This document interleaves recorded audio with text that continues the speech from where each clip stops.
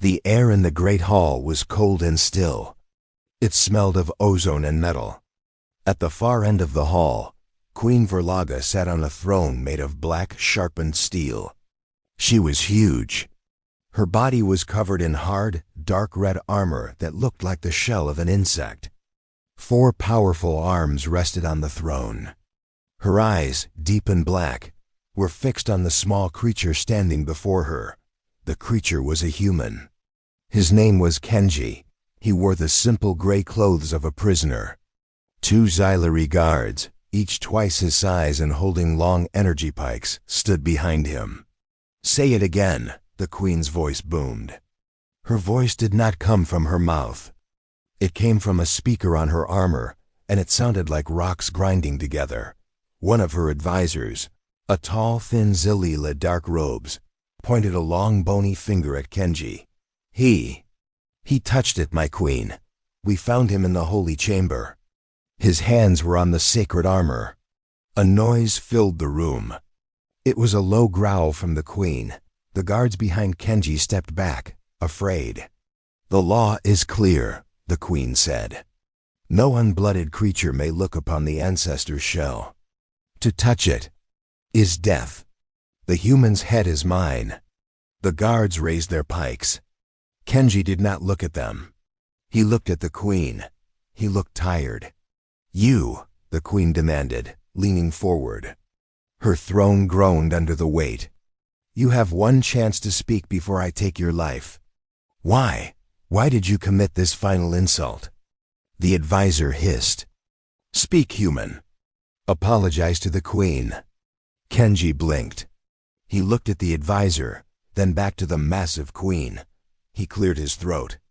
"It was broken," Kenji said. The queen stopped. The grinding sound of her voice cut off. The entire hall went silent. Even the lights seemed to dim. The 2 guards stared at him. The advisor's mouth opened, but no sound came out. "What did you say?" the queen asked. Her voice was quiet now, which was much more frightening. Kenji shifted his weight. "I said it was broken. The armor. The sacred armor, as you call it. The left shoulder joint. The actuator was jammed, and the power cell on the back was leaking energy. It was a mess." The queen's advisor fell to his knees. "Blasphemy! Insult! He must die now." "Silence!" Queen Verlaga commanded that she stood up. She was 10 feet tall. Kenji had to look straight up to see her face. She walked down the steps of her throne, each step a heavy clang of metal on metal. She stopped just inches from the human. Kenji did not move back. He just watched her. The war was not going well for humans.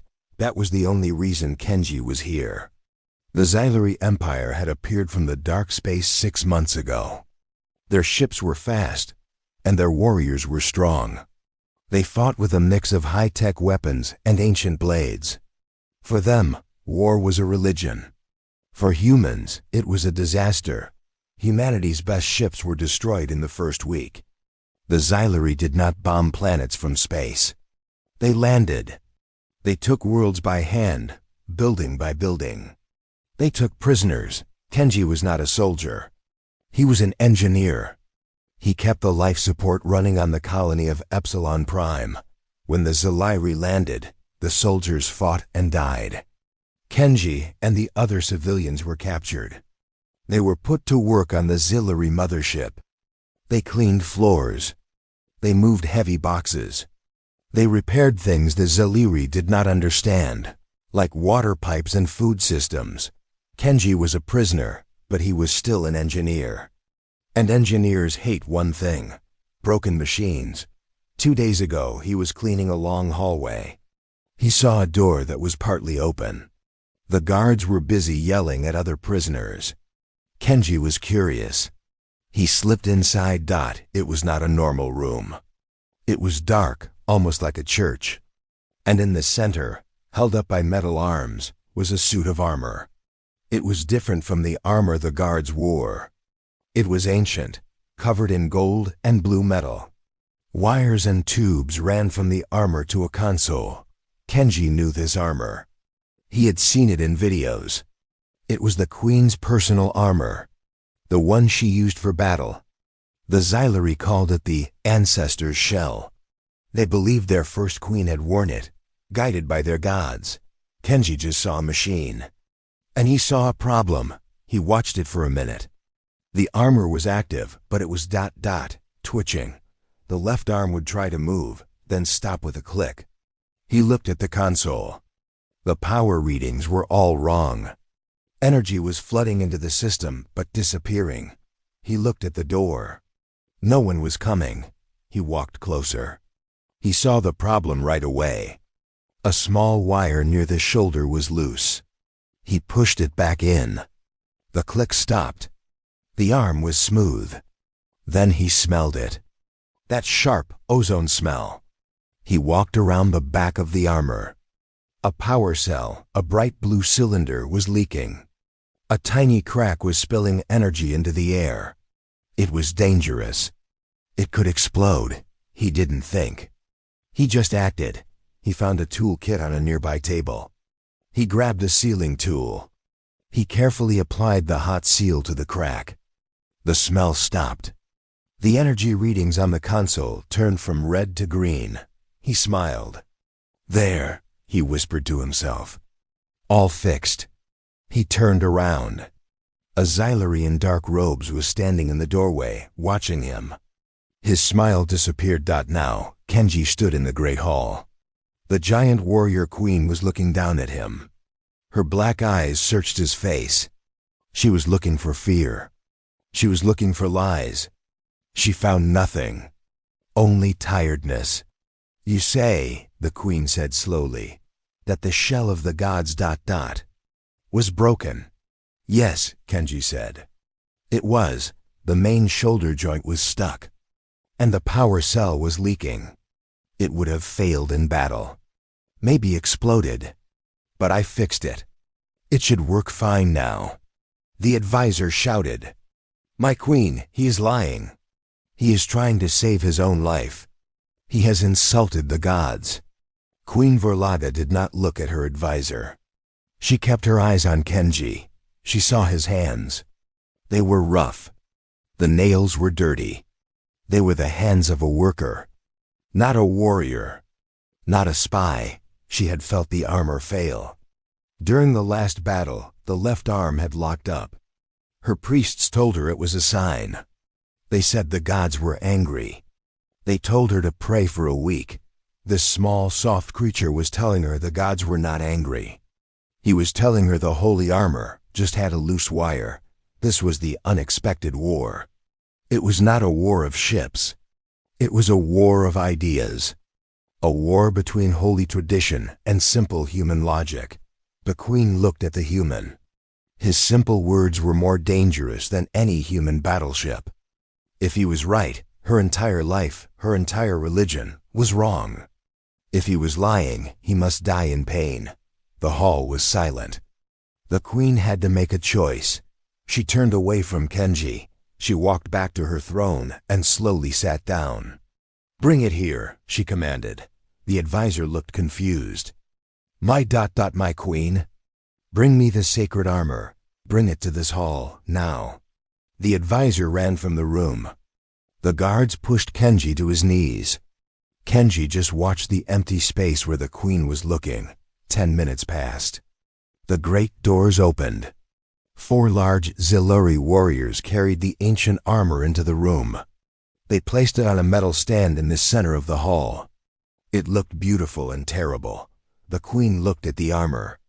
Then she looked at Kenji. "You said you fixed it." The queen's voice boomed again. "Yes," said Kenji. "You are either a prophet or a dead man," the queen said. "Prove it." She pointed at the armor. "Show me."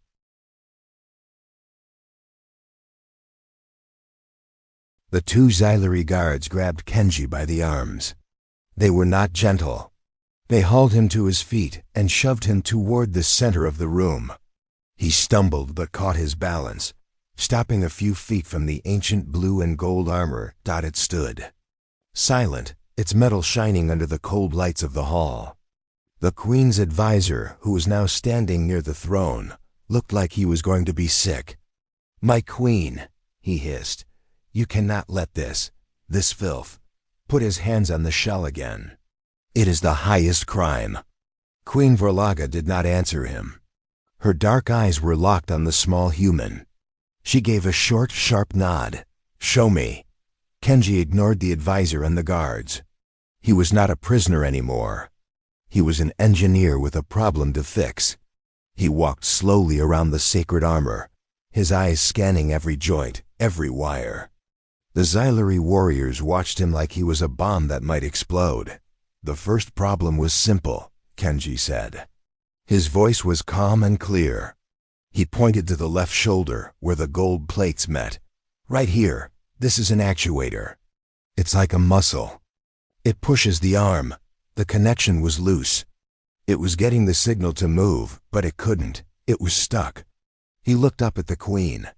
"You would have felt a click or a grind when you tried to raise your arm. Right?" Queen Verlaga's hands gripped the arms of her throne. She said nothing, but her face tightened. She had felt that. Her priests had told her it was the hesitation of the gods, warning her not to attack. Kenji continued. "I just pushed it back in. It's a temporary fix. The locking pin is worn out. It needs to be replaced." He then walked to the back of the armor. This was the dangerous part. He tapped a blue cylinder on the armor's spine. "This is your power cell." It had a small crack.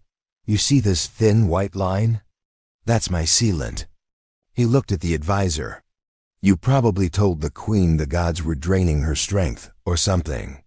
He turned back to the queen. "You were just leaking raw energy, wasting it. It's why you probably felt tired in the armor. It's also why the air smelled like ozone. This thing was a small bomb, waiting to go off. I sealed the crack." He finished his walk and stood in front of the armor. He crossed his arms. "So yes, I fixed it." The hall was so quiet, Kenji could hear the hum of the lights. The queen's advisor was pale with anger. "He lies, he mocks the gods, my queen, end this. Take his head." The queen stood up from her throne. The sound of her own armor was loud in the silence. She walked down the steps until she stood over Kenji and the sacred armor. She looked at the shoulder. She looked at the power cell. She remembered the click. She remembered the smell of ozone. She remembered the feeling of weakness. This human had explained it all in moments. Her priests had prayed for weeks and given her no answers. "You are telling the truth," the queen said. It was not a question. "Yes," Kenji said. "But that's not the real problem." The queen's head snapped toward him. "What do you mean?" Kenji sighed. He looked at the sacred armor, not with anger or fear, but with disappointment. "I fixed the leak. I fixed the joint. I fixed the symptoms. But the disease is the armor itself," the advisor gasped. "Treason, this armor." "It's a mess," Kenji said, ignoring the shout. "The design is ancient. The power system is unstable. The joints are all exposed. You're losing almost half your power just to heat. It's inefficient." He looked directly into the queen's black eyes. "This armor isn't sacred, it's obsolete." The word hit the air like a gunshot. "Obsolete?" the queen roared. Her voice shook the metal plates in the walls. The guards raised their energy pikes, expecting to strike. "This armor has conquered 1,000 worlds. This armor was worn by the first queen. It is a gift from the gods. And it's going to get you killed," Kenji said, his voice level. He did not shout. "My people, humans, we aren't as strong as you. Our ships aren't as big, so we have to be smart. We learn, we adapt. We make our technology better every single day." He pointed at the armor. "You don't. You pray to this thing. You worship it. You call it holy, but you don't understand it. You don't even know how to maintain it. And that is why you will lose this war." The queen was shaking with rage. Her 4 arms were clenched into fists. To insult her armor was to insult her. To insult her gods. to insult her entire species. Her pride demanded she kill this human where he stood, but she was a warrior. And the warrior inside her knew he was right. She had seen her ships, which had not changed in 1,000 years, struggle against the small, fast human ships. She had seen her soldiers who fought with honor be defeated by human tricks and traps, and she had felt her own armor, her holy armor, fail her in battle. She looked at the human. He was not afraid. He was angry. He was angry that a machine was not working properly. The queen made a decision. It was a decision that would change the Xylari Empire forever. She turned to her guards. "Take the human," the advisor smiled. "Yes, my queen." "To the execution block." "No," the queen commanded. "Take him to the royal workshop. Unlock the forges. Give him tools. Give him access to all our materials." The advisor's smile vanished. My queen? What are you doing? You cannot." The queen ignored him. She stared down at Kenji. Her voice was low and dangerous. "You say our god is obsolete. You say our armor is weak." She pointed one huge, armored finger at him. "You will build me a new one. You will build me something better. And if you fail, I will take your head myself." The royal workshop was not a workshop. It was a cathedral. It was a vast dark cavern inside the mothership, filled with ancient tools. The Xylari who worked there were more like priests than engineers. They did not build new things. They only repaired old things, using traditions and rituals they no longer understood. When Kenji was thrown inside, they looked at him with hatred. He was the human who had insulted the gods. The queen's advisor, Malek, stood at the entrance, his arms crossed. "The queen has ordered this, but the gods are watching, human. One mistake, and I will have your soul." Kenji ignored him. He walked to the main forge. The heat was immense. A giant Xylari, built like a mountain, was banging on a piece of metal with a simple hammer. "You're doing that wrong," Kenji said. The Xylari stopped. He turned, his eyes burning with rage. "This is how the first ones taught us." "The first ones were wrong," Kenji said. He pointed at the metal. "You are hitting it too hard. You are making the metal brittle. You need a fast, light hammer to align the molecules, not a slow, heavy one. Do you even check your temperatures?" Kenji walked to a control panel. It was all in the Zali language, but the symbols for heat and pressure were universal. He changed a few settings. The fire in the forge turned from a red-orange to a bright, clear blue. The Xylari workers gasped. "That," Kenji said, "is a clean fire. Now let's get to work."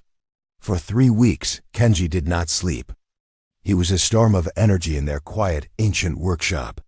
He yelled, he pointed. He drew designs on glowing screens. He threw old, useless tools across the room. He demanded new ones be built. He was not building a sacred suit of armor. He was building a machine. He threw out the old leaking power core. He built a new one, a small shielded fusion reactor. It was compact, stable, and 10 times as powerful. He replaced the thick, heavy metal plates with a new composite alloy. He taught the Xylari how to mix it. It was lighter, but much, much stronger. He replaced the old, simple joints. He installed high-speed actuators, micromotors, and a small computer to help it all move. The Xylari workers hated him for the first week. In the second week, they watched him. In the third week, they began to learn. They stopped seeing him as a prisoner and started seeing him as a teacher. He did not pray to the metal. He commanded it. On the 22nd day, it was finished. It stood in the center of the workshop. It was not gold and blue. It was a dark matte gray. It had 4 arms, just like the queen, but it was not covered in holy symbols. It was sleek, angular, and looked fast even when it was standing still. The queen's advisor, Malak, stared at it. It is ugly. It has no honor. It has efficiency," Kenji said. He was covered in grease and so tired he could barely stand. "It's ready." Just then, the ship shook. A deep boom echoed through the hall. Red lights began to flash. An alarm sound, high and loud, filled the air. "What is that?" Kenji yelled. A guard ran in. "The Scorn! A Scorn battleship is attacking. They are boarding the ship. They are on deck 4. Malek, the advisor, ran to the old sacred armor, which was still in the workshop. "My queen, to battle! The gods will protect you." Queen Verlaga entered the workshop, her guards behind her. She looked at the old blue and gold armor. Her priests were chanting around it. Then she looked at the new gray machine Kenji had built. "My queen," Malek pleaded, "you cannot. It is an unclean thing. It has not been blessed." The queen looked at Kenji. "Is it ready?" "All systems are green," Kenji said, holding up a data pad. "It will work." The queen pointed to the new armor. "I will wear this." "No!" Malek screamed, but it was too late. The armor hissed open. The queen stepped inside. It closed around her with the sound of a perfect, airtight seal. The queen's voice came over the speaker. It was not the grinding, artificial voice from before. It was her real voice, clear and sharp. "It is light. I feel strong. Just think about moving, my queen," Kenji said. "The computer will do the rest." The bridge of the mothership was chaos. The main doors exploded. A huge creature, a Scorn warrior in thick red armor, smashed its way in. It held a plasma cannon. "This ship belongs to the Scorn." It roared. "No," a new voice said. The Scorn warrior turned. Queen Verlaga stood in the doorway. She was a gray shadow. The Scorn fired his cannon. The queen did not move. A bright blue shield of energy appeared in front of her, shimmering in the air. The plasma blast hit the shield and disappeared. The Scorn's eyes went wide. The Xylari never used energy shields. "My turn," the queen said. She moved. She was not a warrior. She was a blur. She crossed the entire bridge in 1 second. The new armor was completely silent.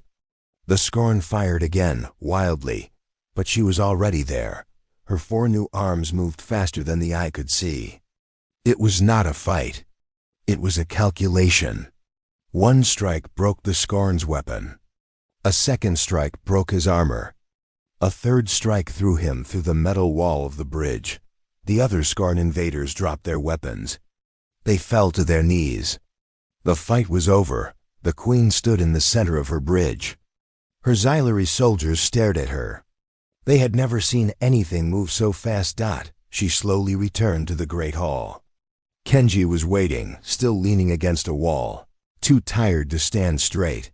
The gray armor hissed open, and the queen stepped out. She was not even breathing hard. She looked at Kenji.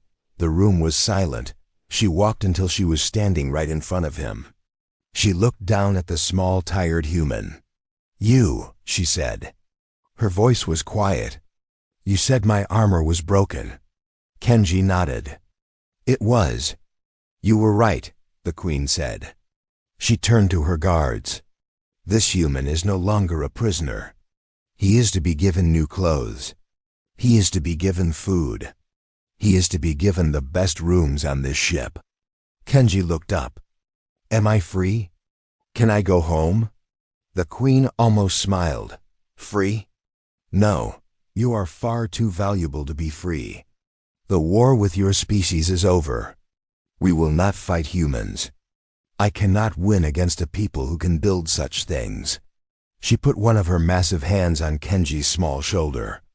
This time, it was not a threat. It was a sign of respect. "You will not be a prisoner. You will be my royal engineer. You will teach my people how to see. You will teach us how to build." Kenji looked at the giant alien queen. He was a captive, but he was also a teacher. He had not won the war with a gun. He had won it with a toolbox. And for humanity, that was the only way to win.